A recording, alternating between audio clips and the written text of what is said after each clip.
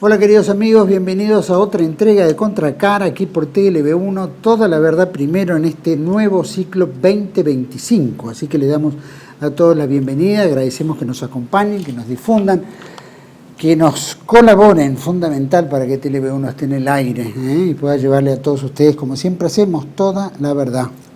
Transmitimos a través de nuestra página web www.canaltelev1.com, debajo de este programa en las redes sociales, que nos mantienen diariamente en contacto, y como siempre ponemos este programa bajo la protección y advocación de la Virgen de Guadalupe, Reina y Señora, Emperatriz de América, que con la Virgen de Luján, patrona de la Argentina, nos guíe, nos acompañe, proteja nuestra patria, especialmente en esta oración que es María, Madre de Gracia, Madre de Piedad y de Misericordia, defiéndenos de nuestros enemigos, no solo a TLV1, sino a la patria, y nos proteja en la hora de nuestra muerte. Amén. El programa de hoy vamos a atacar, por supuesto, el tema que tiene que ver con lo económico, tiene que ver con, obviamente, cómo es, ¿no es cierto?, qué es lo que está pasando con la política económica financiera del gobierno de Javier Milei, ¿no? Todas estas promesas que vinieron haciéndose en tantos aspectos y que, bueno, que estamos medio enclenque, ¿no?, según las reservas del Banco Central, etcétera. Cómo es, ¿no es cierto?, cómo está enfrentándose esta crisis del modelo económico, ¿no? Y cuál es, ¿no es cierto?, cuál es el modelo que realmente este gobierno está presentando. ¿Cómo es la fiesta financiera del carry trade hoy en día? No se habla tanto del carry trade, pero que en realidad se conoce tan poco para el común de los argentinos. ¿Qué pasa con la demora del acuerdo con el Fondo Monetario Internacional? Que vamos a negociar, que no negociamos, el fondo dice, no, van en una buena política, están en el buen camino, pero el pescado sin vender, ¿no es cierto?, la plata no aparece y por supuesto el gobierno sigue endeudándonos, ¿no es cierto? Y después, ¿qué expectativas tiene el gobierno argentino con el gobierno de Estados Unidos, recientemente inaugurado por el presidente Donald Trump, ¿no?, que tiene ahora una política de proteccionismo muy fuerte, ¿no?, de elevar tarifas en todo lo que tiene que ver con el comercio, especialmente con sus países, y que él ya dijo, ¿no?, abiertamente, Latinoamérica o Hispanoamérica, Estados Unidos no necesita de nosotros, se supone que nosotros necesitamos de él. Es decir, varios temas que dejan en jaque a la política norteamericana y que, bueno, obviamente las expectativas del gobierno de Milei no van a tener, ¿no es cierto?, el deseo que el presidente Milei aspira.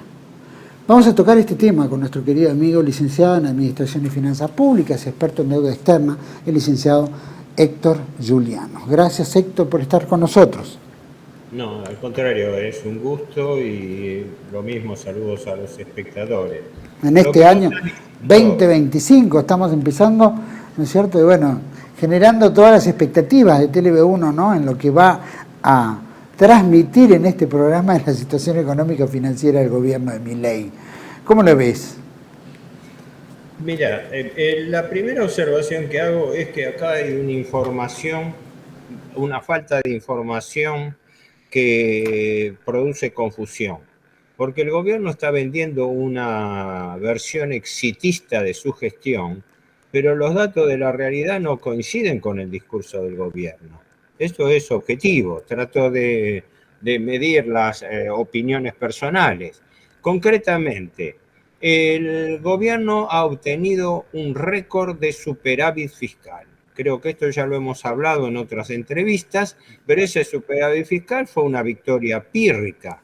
Se hizo sobre la base de quitar poder adquisitivo a la población, bajando los salarios reales, bajando las jubilaciones reales, bajando los planes sociales, suspendiendo totalmente las obras públicas, aumentando los precios y tarifas de los servicios públicos. Es decir, sí, lógicamente, si yo soy un empresario y no le pago a mis empleados, no pongo ni siquiera un servicio mínimo de cafetería, si me mantengo en un estado de supervivencia, voy a tener un ahorro, ¿no?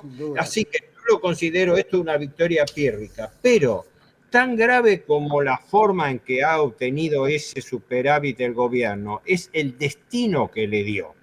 Yo acá tengo, esta es una información bajada del Ministerio de Economía, el resultado fiscal del boletín fiscal del año 2024 completo.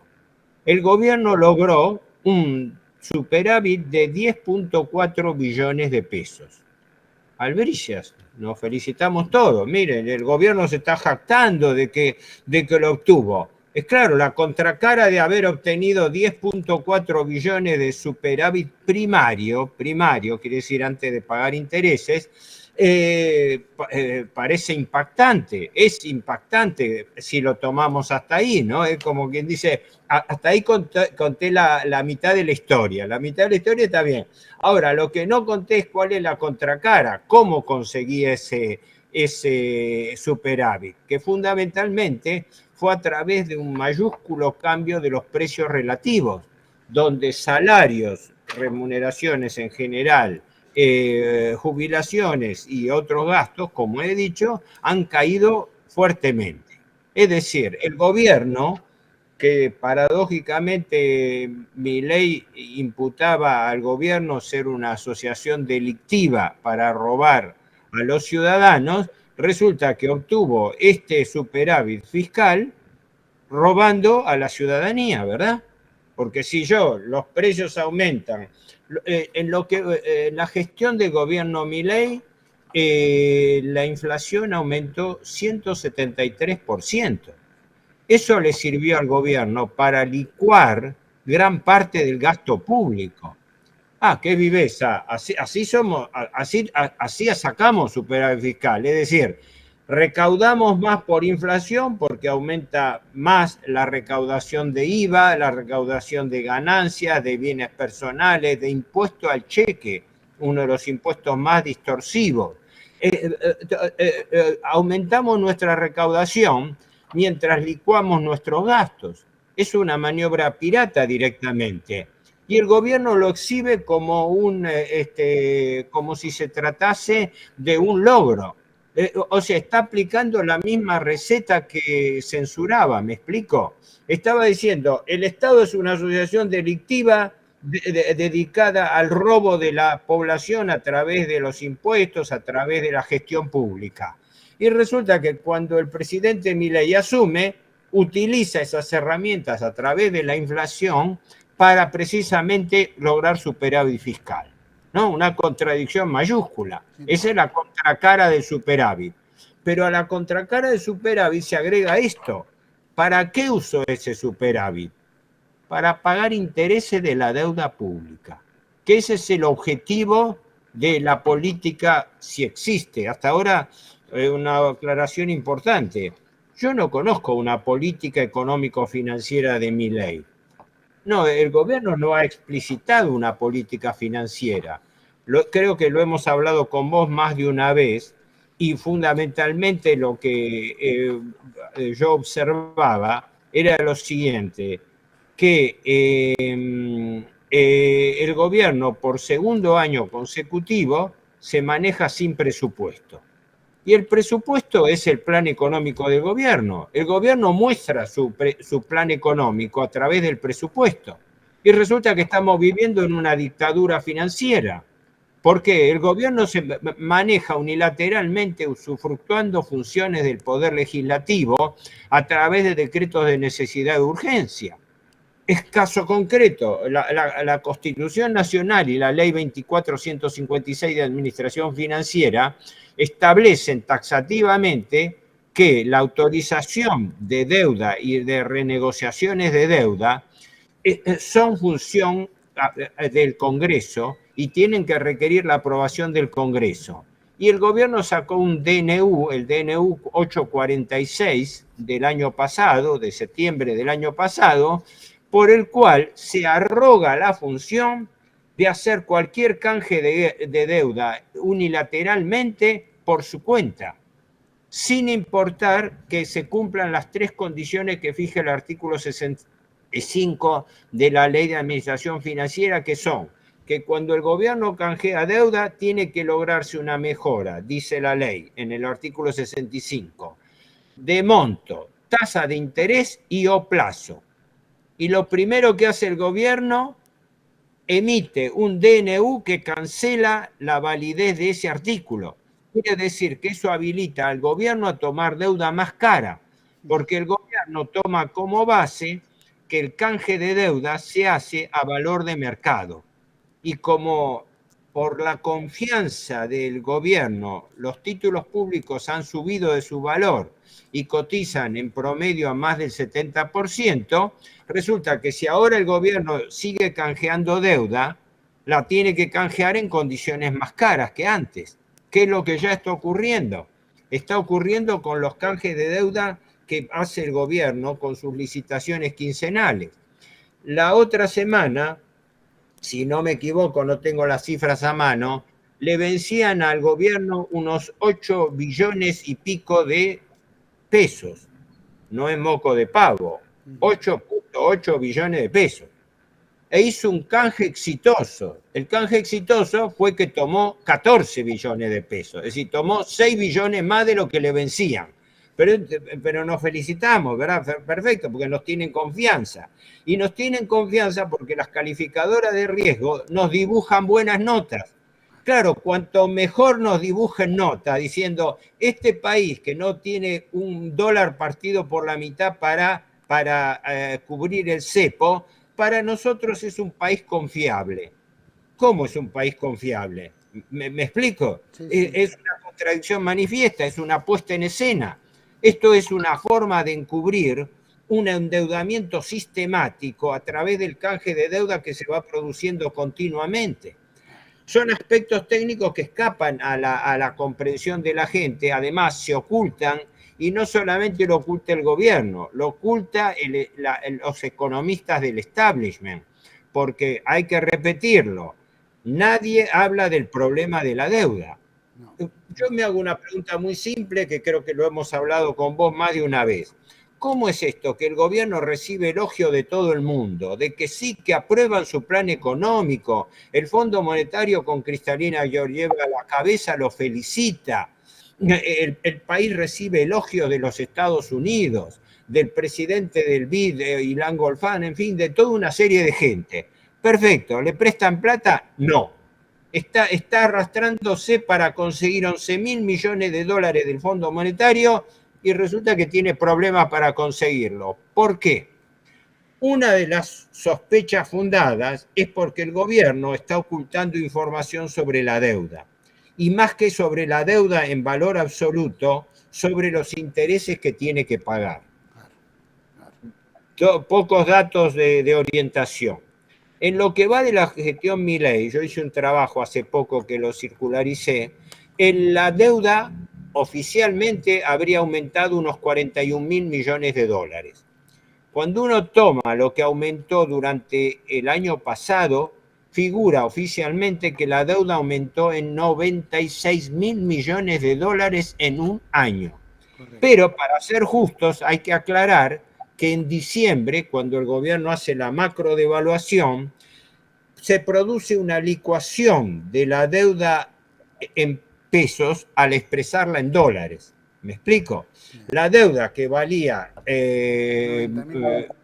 un monto equivalente en dólares, al licuarse, pasa el gobierno a tener una ganancia contable, no real, contable, de 54.000 millones. Entonces puede exhibir que bajó de un plumazo 54.000 millones de dólares de deuda. Pero eso no significa que la Argentina pague menos de intereses, porque esa deuda en pesos se sigue pagando y se sigue pagando a tasas superiores al 30% anual neto.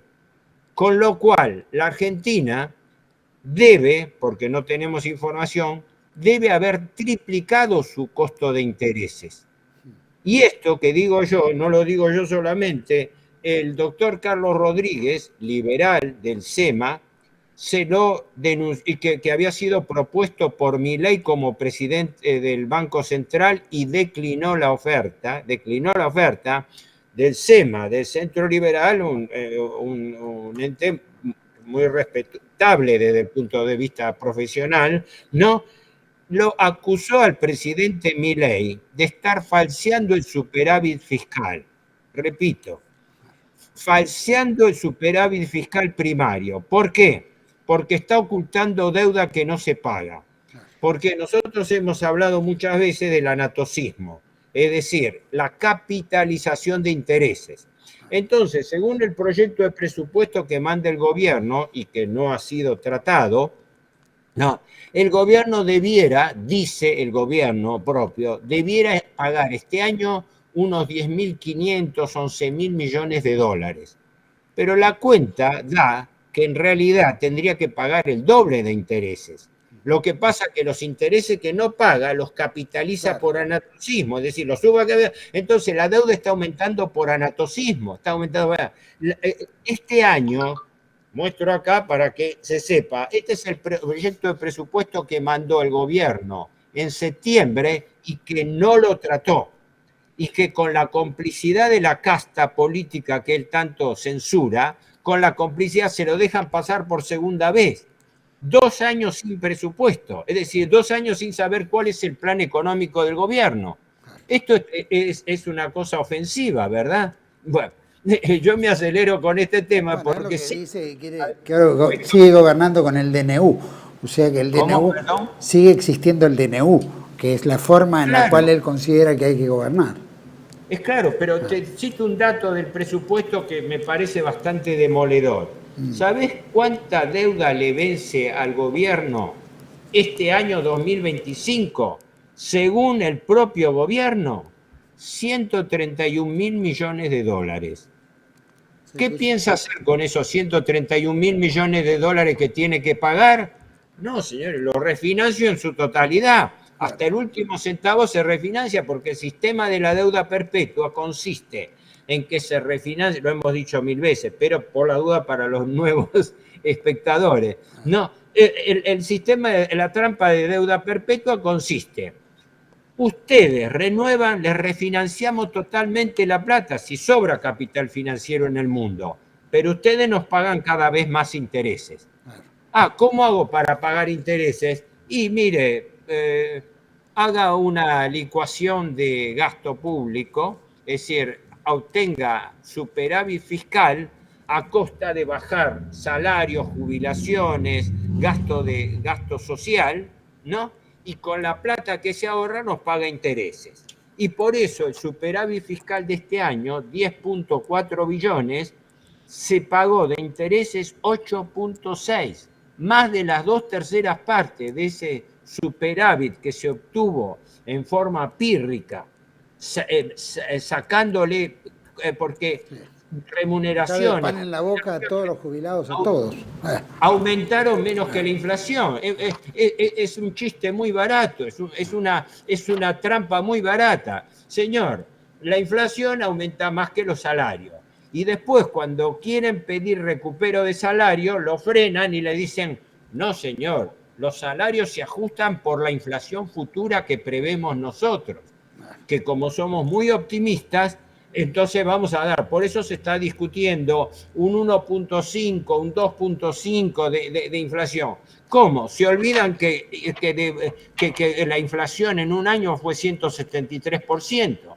¿Me explico? Es lo mismo que decir, vos estás en un nivel de inflación primero lo llevas acá, lo aumentás, y acá lo estabilizás. Ah, perfecto, pero la gente se tragó la inflación Claro, de esos todo eso, puntos. todo eso. Esa inflación no se recupera. La inflación va carcomiendo el salario, los ingresos de la gente día a día. Y luego, a futuro, se producen los ajustes, pero no son retroactivos. Los ajustes son desde ese punto en adelante. Y desde ese punto en adelante lo que se insiste es: ah, no, pero acá no recuperamos la inflación pasada. Acá lo hacemos con la optimista inflación futura. Es una estafa abierta, y prácticamente confesa que se lo están diciendo, que está trampeando las cuentas. Por eso esto de los indicadores es jorobado, porque en algún momento, como ya tenemos experiencia en la Argentina, estos chistes explotan. Es decir, tarde o temprano algo de esto hay que blanquear, y el punto clave por el cual está desesperado el gobierno es el atraso cambiario. Decime, Héctor, recientemente Estados Unidos acaba o por lo menos el gobierno de Trump, acaba de revalorizar el dólar. Es decir, ha habido una, ¿no es cierto?, una revalorización con respecto a, ¿no es cierto?, otras monedas, especialmente con el euro, las tasas de interés, y por supuesto todo eso se debe a la política norteamericana de haber puesto, ¿no es cierto?, esas tarifas o, ¿no?, esos impuestos a las importaciones. Permíteme acotar una cosa, que esa apreciación del dólar nos perjudica todavía más. Eso es lo que te quería preguntar. Argentina tiene atrasado el peso con el dólar y el dólar se atrasa con respecto a tercera moneda, así que nos refunde a nosotros mientras que Brasil está devaluando. Claro. Con lo cual se afecta a nuestro comercio exterior, se abaratan las importaciones y se encarecen las exportaciones argentinas. Esto lo hace un gobierno hiperliberal. Sí. Claro. No, perdona era que eso. Quería preguntarte en eso, si nos afectaba de sobremanera. Y Brasil devaluó antes de que Estados Unidos tomara una medida, por ejemplo, con esta. ¿Eso qué significa? Que tienen... del gobierno Biden. Claro. Bueno, pero ya devaluó, antes de que se vaya Biden. Y pareciera como que era premonitorio, ¿no? Eso, claro. ¿Eso a Brasil lo posiciona distinto? ¿Lo posiciona con respecto a nosotros? Perdón, no oí lo No, último. digo, si a Brasil, que ha tenido la idea, ¿no es cierto?, o por lo menos la visión de devaluar frente a lo que está ocurriendo ahora con la apreciación del dólar, ¿qué pasa? ¿Qué tenían? ¿Información clasificada? ¿La veían venir? No, ¿qué pasa que nosotros no? Perdón, esto era casi un conocimiento vox populi, que la venida de Trump con el discurso proteccionista y con la idea de revalorizar el dólar, que ya la había expresado Trump y algunos de sus colaboradores, sí, era previsible, así que eso no fue una sorpresa absoluta. Lo que pasa es que Brasil reaccionó en forma lógica, reaccionó frente a una situación que perjudicaba su comercio exterior.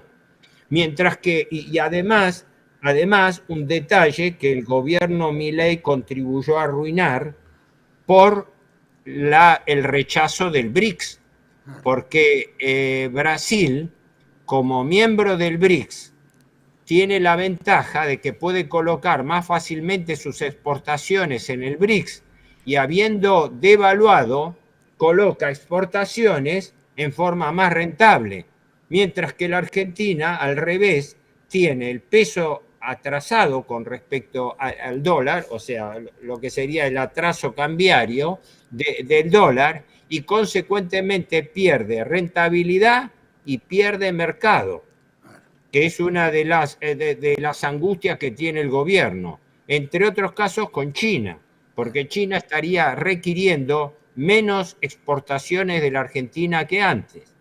Y además con China hay un problema muy delicado a raíz de que la Argentina, con el gobierno Milei, estaría incumpliendo compromisos formales tomados. China se ha puesto en firme para que la Argentina, que suspendió las represas de Santa Cruz, las dos represas de Santa Cruz, que era antes Condor Cliff y todo, después se bautizaron Néstor Kirchner y el gobernador de Santa Cruz, que falleció. Pero más allá del nombre o no nombre, las represas se separaron y tienen tecnología. La empresa Gonghua, que es un monstruo en materia de represas hidroeléctricas de China, es la que hizo la mega represa más grande del mundo de las tres vertientes, que llaman, no sé si el nombre es tres vertientes o tres, que se hizo sobre el río Yangtze, ¿no? Una obra de ingeniería extraordinaria, la más grande del mundo. Esa empresa, con toda su tecnología, está haciendo las represas acá en Santa Cruz, con financiamiento chino y con compromiso del gobierno. Y el gobierno Milei le puso palos en la rueda para que se haga esa represa que le viene bien a la Argentina para aumentar su oferta hidroeléctrica, y por razones ideológico-políticas, por servidumbre con la política con los Estados Unidos, le puso dificultades. las últimas, cuando Milei asumió, China parece que el presidente Xi Jinping le hizo un tirón de orejas, por no decir algo más grosero, ¿no? Para que la Argentina cumpla sus compromisos internacionales, ¿verdad? Porque es un compromiso, es un tratado internacional. ¿Cómo? Para pagarle a los acreedores usurarios, para eso sí hay plata, ¿no? Para pagarle a los fondos de inversión que entraron con Macri y que después provocaron el default que llevó a Macri a pedir el salvataje del Fondo Monetario Internacional, ¿no? Para eso sí hay plata. O sea, se le quita plata a los jubilados, que lo he dicho, que lo hemos hablado con vos más de una vez. Yo soy parte, yo también soy jubilado. Entonces, el jubilado no es un beneficiario o un subsidiado por el Estado, es un acreedor del Estado. Totalmente. Está mal considerar el gasto previsional. La jubilación y pensión no es un subsidio, no es un gasto, es la devolución de dinero que el gobierno retuvo. Ahora, si el gobierno se lo patinó en otra cosa, si el gobierno, como todos los gobiernos hicieron, echaron mano al fondo jubilatorio, es problema interno que debieran investigar, ¿verdad? Claro. Pero ¿qué ocurre? Tienen un fondo de garantía de sustentabilidad, que es un fondo de los jubilados, que equivalía, si no me equivoco, a fines de diciembre, equivalía a más de 40.000 millones de dólares, ¿no? Pero ocurre que el 76% de ese fondo está colocado ¿en qué? En títulos públicos, o sea, en deuda pública. O sea que los jubilados somos acreedores del Estado y los fondos que el Estado no nos paga, digo en general, no hablo solamente por mí en primera persona, los fondos que el gobierno no paga a los jubilados, no solamente violenta la justicia social, sino que además retiene y no utiliza el Fondo de Garantías de Sustentabilidad para mejorar el atraso que tienen en su poder adquisitivo los jubilados, sino que lo mantiene colocado en títulos públicos. O sea, le pasa el fardo de la deuda impagable a los jubilados, mientras en cambio le cumple a rajatabla a los especuladores financieros de Wall Street. Bueno, eso es lo que plantea el gobierno de entrada, ¿no? Que la justicia social no está contemplada y cree que es un contraproducente para una política liberal como la que tiene.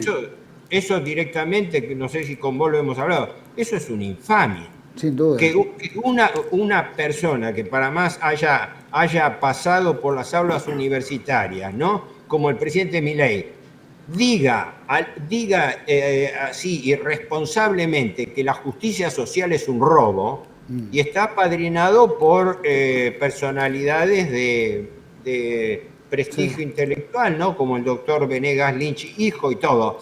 Es un desconocimiento, pero absoluto, de la doctrina social de la Iglesia. Es una hija de putés. Un hombre muy calificado, ha escrito al respecto tratando de atenuar esas expresiones, pero no es así. La justicia social es parte de la doctrina social de la Iglesia que reivindica el deber social de caridad y de solidaridad que tienen los sectores con mayor rentabilidad a costa de los sectores más pobres. Claro, sí. Entonces, como base de esa equidad, ese principio de equidad y principio de caridad, por eso se habla de economía de la caridad no es limosna, la caridad es justicia de que los sectores que tienen mayores márgenes de ganancia, que los obtienen gracias a su presión monopolística, no al libre juego del mercado. Acá en la Argentina los precios los forman unas 200 y pico grandes empresas, un comino de ley de oferta y demanda. Es oligopolio perfecto, ¿verdad? En cada sector clave de la economía lo maneja un oligopolio respectivo, ¿no? Y después vienen con el discurso del libre mercado. El libre mercado es un mito, el libre mercado no existe ni en la Argentina ni en el mundo. Es lo que justifica este señor. tenemos que ir a un pequeño corte. A la vuelta me encantaría que toquemos un poco esta fiesta financiera del carry trade, que recién planteabas del tema de la deuda y que el carry trade tiene tanto que ver en esto. Vamos a un pequeño corte, y volvemos enseguida con Héctor Juliano. Está bien. Tele-V1 se complace en anunciar que estará transmitiendo en su canal Tele-V1 Clips valiosos programas emitidos antes de la censura sufrida. El lienzo prohibido, El revés del derecho, Combates por nuestra historia, Disenso, Historias de Malvinas, entre otros que podrán encontrar en este enlace.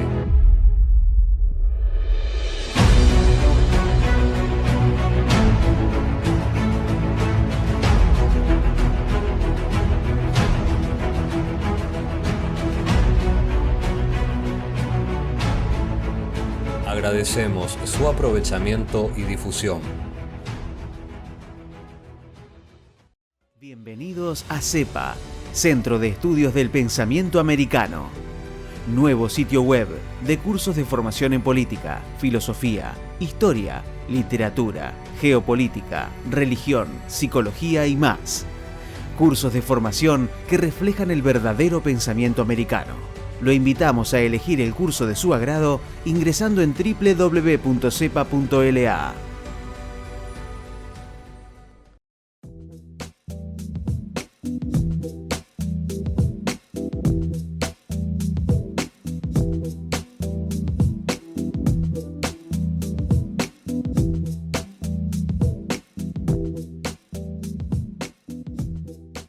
Decir siempre la verdad primero tiene un precio. Dependemos de tu ayuda. Tele-V1, toda la verdad primero.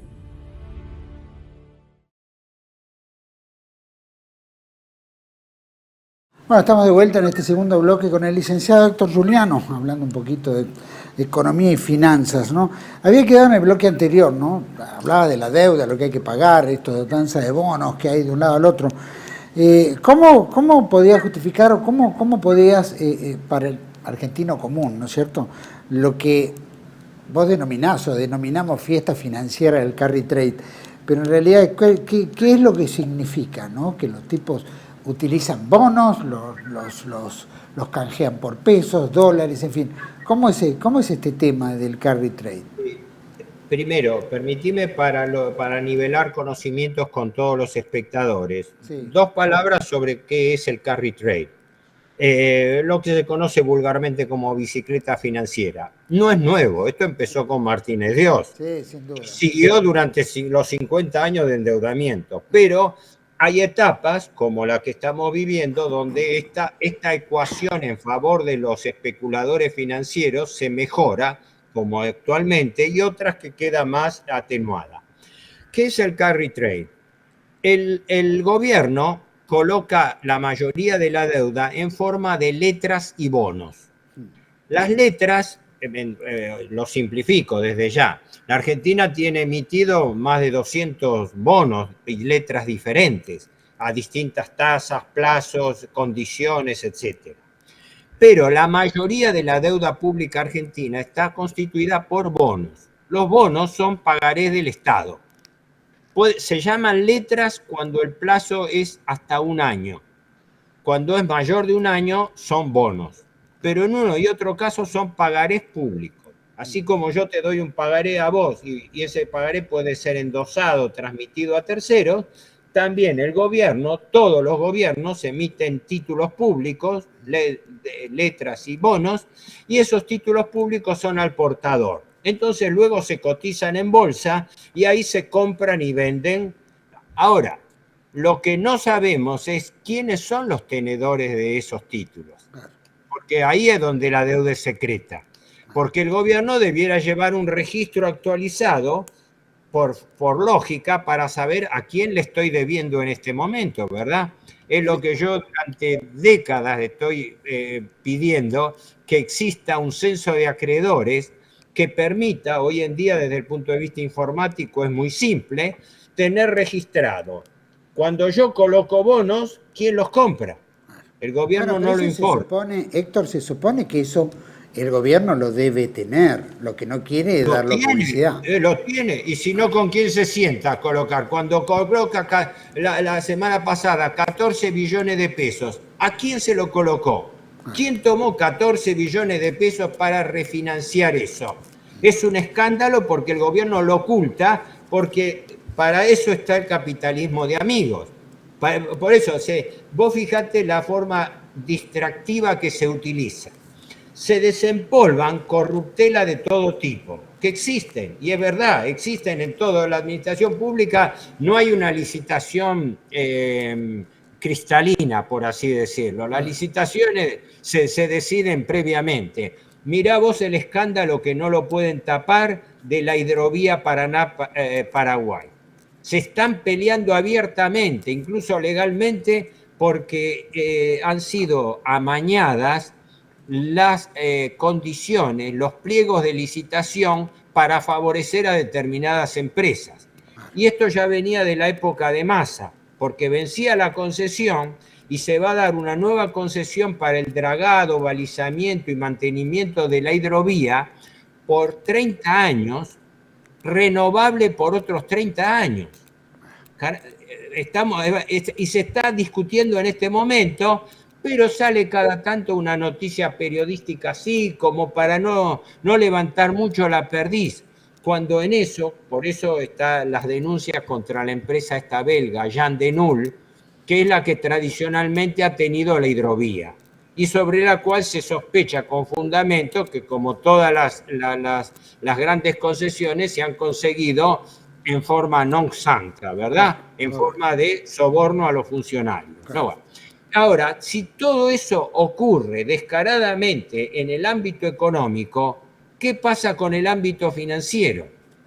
Tienen allí como ministro de Economía a Luis Caputo, que es un broker, un tipo que vivió toda su vida profesional del negocio de colocar bonos. ¿Y quién coloca bonos?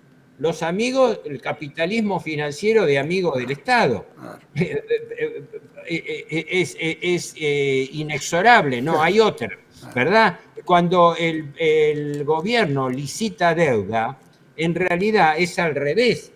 No es que el gobierno necesite el dinero, sino que los capitales financieros a los cuales les sobra el dinero y no saben dónde hacerlo, porque dicho por el propio titular que es ahora siempre cito porque lo dijo más claro imposible, Ilan Golfán, que actualmente es titular del BID y que antes fue presidente del Banco Central de Brasil y antes presidente del Banco Central de Israel porque tiene doble nacionalidad, en realidad triple nacionalidad, pues también tiene la norteamericana, ahora es titular del BID, Banco Interamericano de Desarrollo, y una vez en unas jornadas del Banco Central, no solamente él, varios de los oradores, pero él lo dijo directa y provocativamente, dijo: señores, tengan presente que el principal problema del capital financiero internacional es el exceso de liquidez.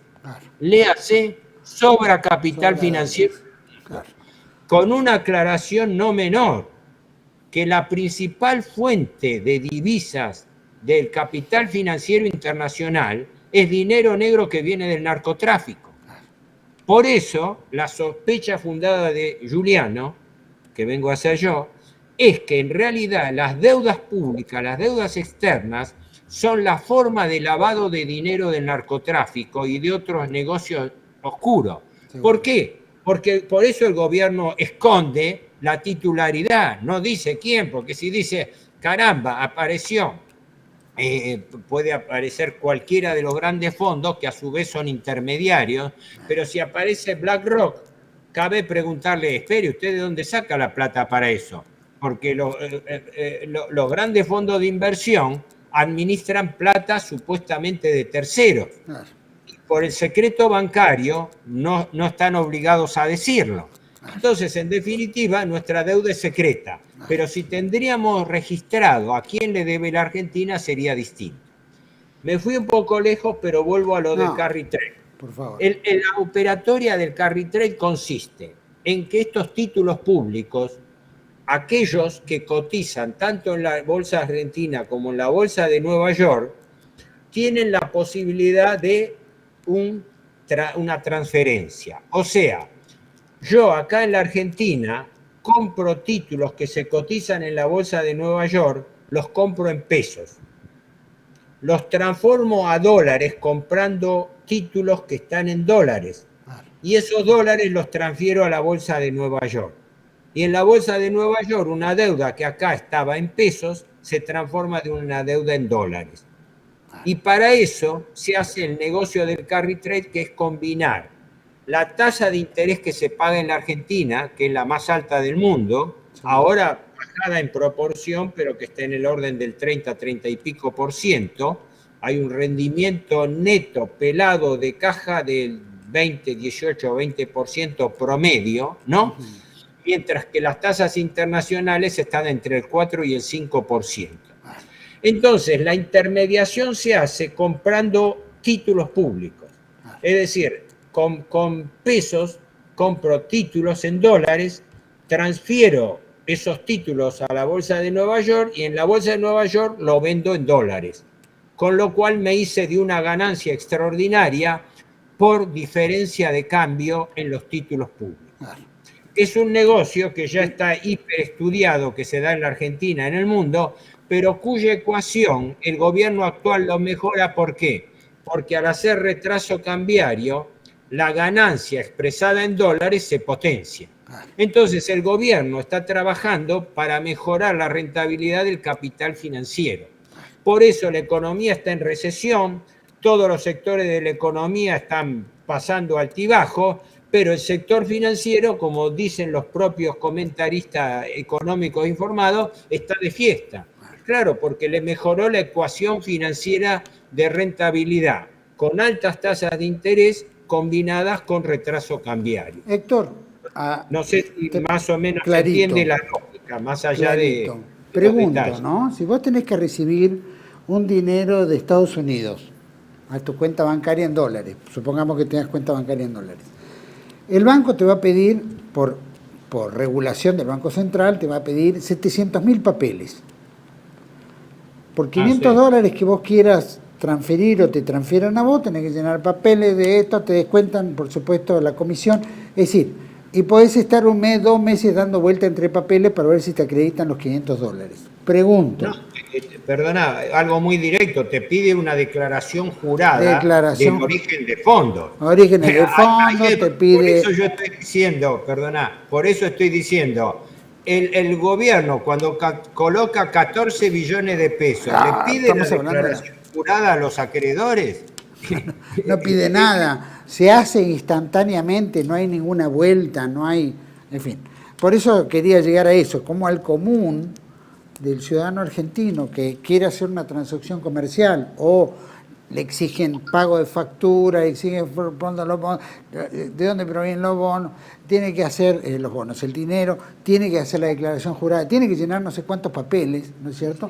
Y por supuesto, depende del tiempo, te lo canjean en pesos en vez de dólares, ¿no es cierto? Sí. A no ser que sea en dólares y te descuenten una comisión, pero si no te lo transfieren en pesos, por supuesto al peso oficial, etcétera. Es decir, es una estafa, que no lo hacen con estos muchachos que, como bien decían, manejan billones. Pregunto, para ir muy rápido... Perdóname, te resumo lo siguiente. Esta película dura 50 años, pero ya la vimos 3 veces en forma mayúscula. Con Martínez de Oz en la época del proceso, con Menem, porque esta es una neoconvertibilidad, una nueva semiconvertibilidad del peso, donde tenemos un peso aparentemente fuerte, la gente viaja al exterior, es claro todo, pero eso implica que está saliendo divisas del país, Exacto. Como en la época del DM2 de Martínez de Oz. Y ahora vuelve el mismo chiste que esta película, por eso digo, esta película ya la vimos varias veces y siempre terminó con una explosión. Más aún, el gobierno lo sabe porque uno de los principales asesores del gobierno es el doctor Ricardo Arriazu, un hombre de un nivel intelectual muy alto. Él fue en época de Martínez de Oz el creador de la tablita cambiaria.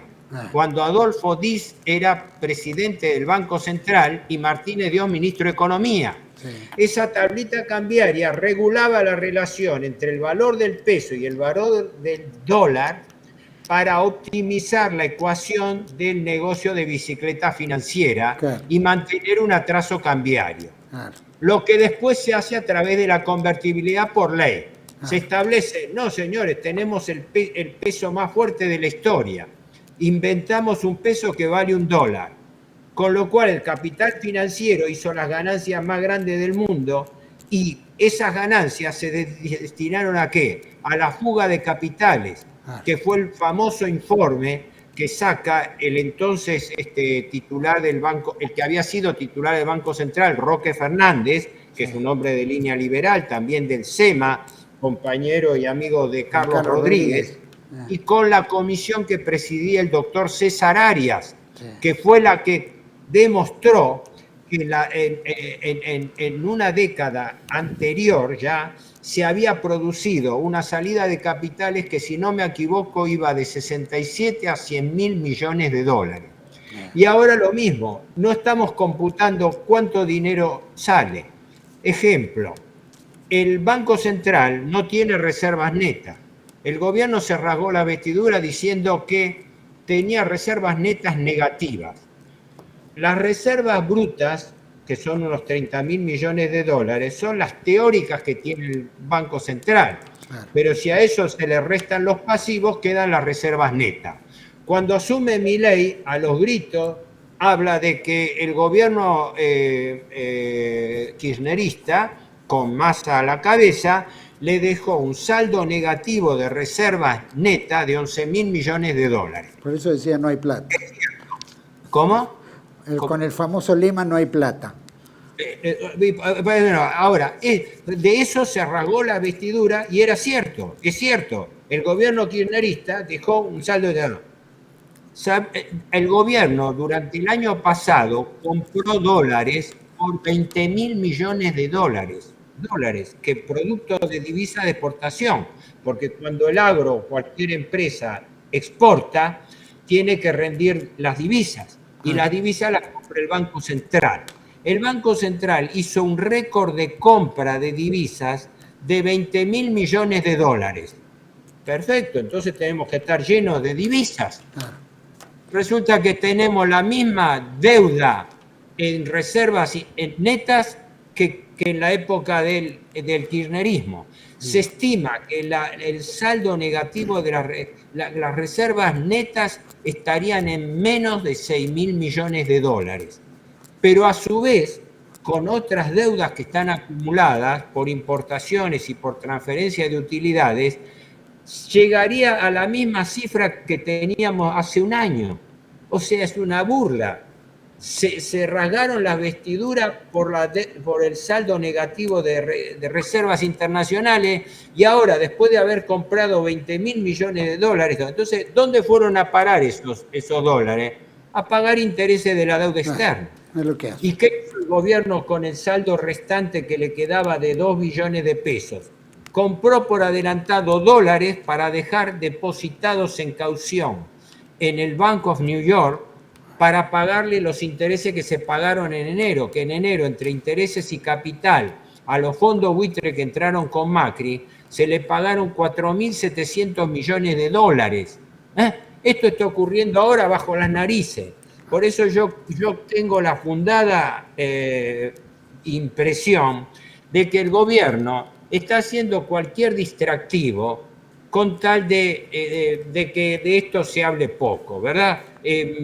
Yo creo que incluso el famoso discurso, que uno puede suscribir o no, el discurso famoso de Davos, sacado inopinadamente, lo primero que yo pensé, digo, pero esto parece un distractivo, es decir, tirar para qué, con fundamento o no, es decir, a nosotros no nos van a venir a explicar lo que es la ideología woke, ¿verdad? Lo sabemos antes de que Milei lo dijera hace tiempo. No, pero ahí está la gran diferencia que yo veo entre las declaraciones y los hechos. Hablar es fácil, pero actuar es difícil. El gobierno, ¿qué hizo con la ley del aborto durante su año de gestión? absolutamente nada. Pero eso está vigente. No, y era lo que decía que venía a terminar. Héctor, nos quedan 10 minutitos y solo necesito que sea lo más simple posible, ¿no? ¿Qué pasa con la demora de este acuerdo? Recién hablaba del Fondo Monetario que George dice que bueno, que estamos perfectos, que la economía va bárbara, todos los grandes centros de poder financiero dicen que estamos bárbaros, los economistas internacionales por supuesto plantean que estamos muy bien, pero se dilata la reunión con el Fondo Monetario y el pescado está sin vender. Resumidamente, ¿cómo podrías simplificarlo? Bueno, mi interpretación es esta, que primero, el gobierno espera desesperadamente un salvataje que venga del gobierno Trump. Eso es público, notorio, confeso, ¿no? La explicación de por qué una cifra que sería irrelevante a nivel internacional, el fondo no lo desembolsa, ni aparece nadie que lo desembolse.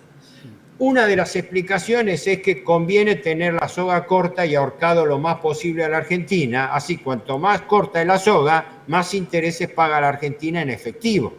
Porque cada mes que se demora, la Argentina tiene que gatillar, tiene que pagar más intereses cash. No es un detalle menor. Este es el momento de pagar, este es el momento de cumplir con la servidumbre, no de bicicletear. Entonces, la técnica consiste en patear para adelante los vencimientos. Vuelvo al ejemplo de la última o la anteúltima licitación. 14 billones de pesos. ¿Fueron refinanciados a cuánto? Entre 2 meses y 1 año. Eso es como escupir al aire. Te va a caer a vos en 12 meses, tenés que volver a renovar esa deuda. Sin duda. Más claro imposible. ¿Dónde está este monto? 131.000 millones de dólares de vencen de capital este año, que el gobierno tiene que renovar todos los meses. Casi la mitad es deuda intraestado, pero la otra mitad es deuda con terceros y con los fondos de inversión buitre de Estados Unidos a la cabeza. Claro. Y lo está pagando el gobierno, es decir, esa sangría financiera. Por eso el gobierno no puede cumplir con el requisito que le fije el Fondo Monetario de acumular reservas. ¿Cómo va a acumular reservas si se la pasa pagando intereses de la deuda en dólares? Claro. Por eso no puede acumular reservas. Y el Fondo Monetario, que ya hizo una gran irregularidad al prestarle 45.000 millones de dólares a Macri para salvar su gobierno, después que Macri entró en default, porque Macri llevó el país al default, y se salvó con la ayuda del gobierno norteamericano y el Fondo Monetario, también en época de Trump. Por eso ahora Milei anda arrastrándose para obtener de vuelta una ayuda del gobierno Trump, como el gobierno Trump le facilitó a su antecesor Macri, ¿no? Sí. Pero ¿qué ocurre? Se encuentra con la burocracia del fondo que dice, ¿de qué nos disfrazamos nosotros?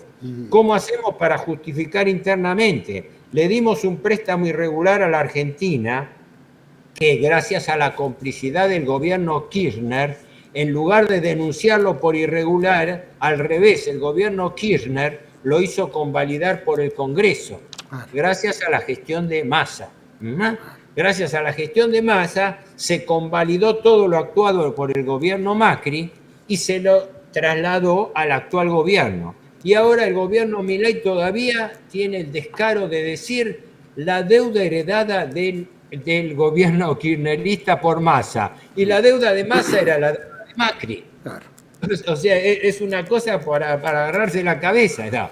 Ahora, que le venga la ayuda, supongo que le va a venir una ayuda hipercondicionada, porque sin una duda. Ayuda con concesiones. Como siempre. ¿Por qué? Porque nadie mata a la gallina de los huevos de oro.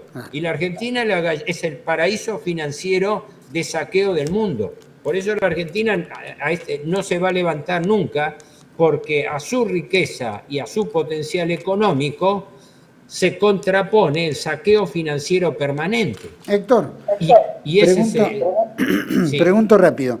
Los intereses que cobra el Banco Mundial, ¿cuántos son? ¿Cuál es el porcentual?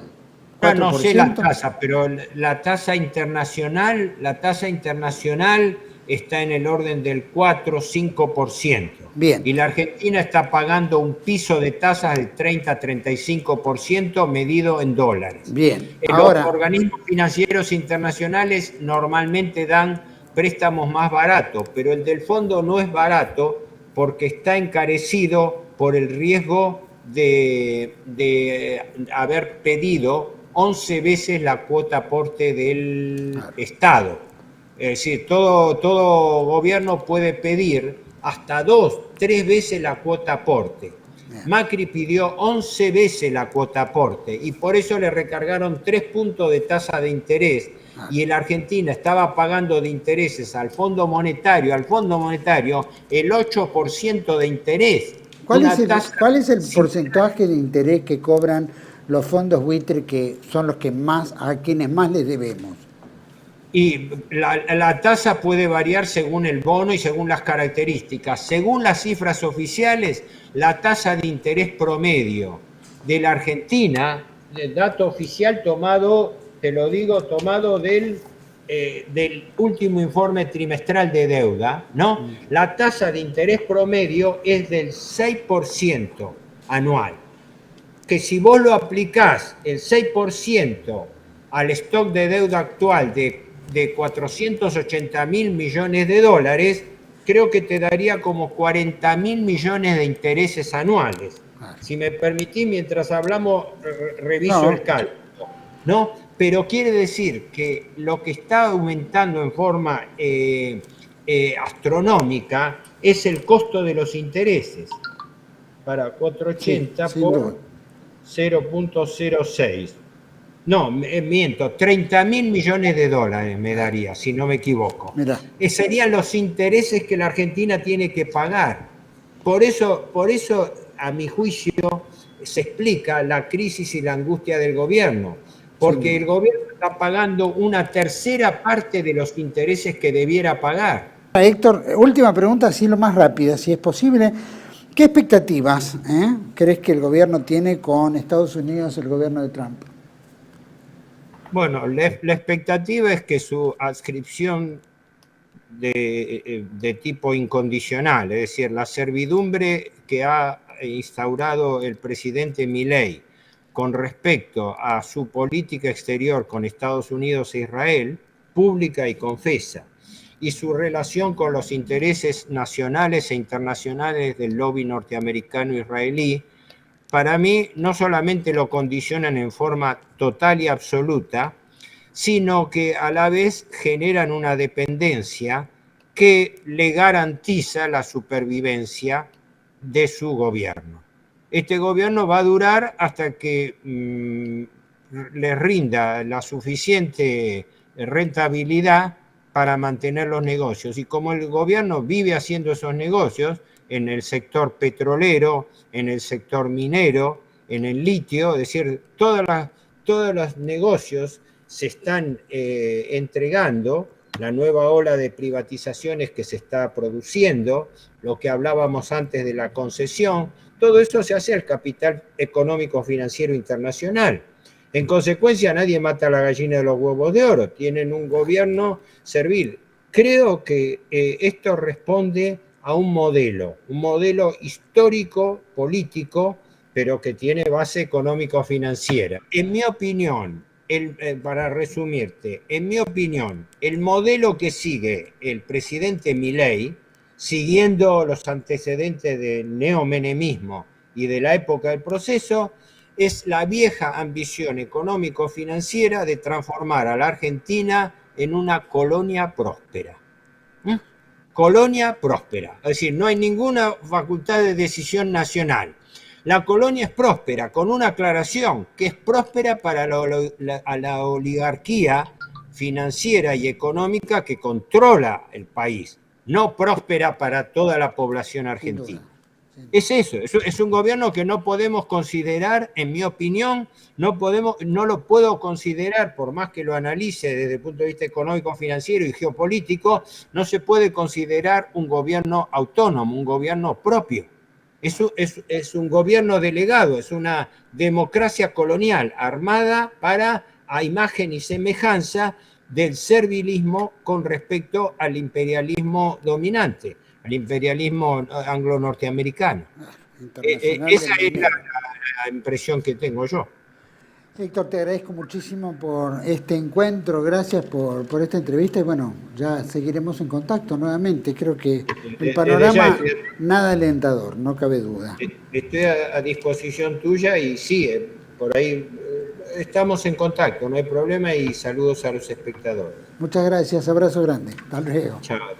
Chao. A todos ustedes, gracias por acompañarnos. Por supuesto, el drama económico financiero de la Argentina cada vez se va incrementando, se va profundizando. Desgraciadamente no se ven vientos favorables, el mundo tampoco está en favor nuestro, pero tampoco el gobierno hace nada como para que la cosa funcione. Como bien dijo, es una democracia colonial y este colonialismo que aplica este gobierno es subordinándose a la política tanto anglo-norteamericanas como, por supuesto, no cabe la menor duda, israelí. ¿Qué nos depara el futuro? Ese es un tema que los argentinos vamos a tener que ir descubriendo poco a poco. La crisis está, la falta de dinero está, la inestabilidad está y estamos pendientes de un hilo. Dios quiera que no se corte. Los espero en otra entrega de Contracara, aquí por Tele 1. Toda la verdad primero. Gracias.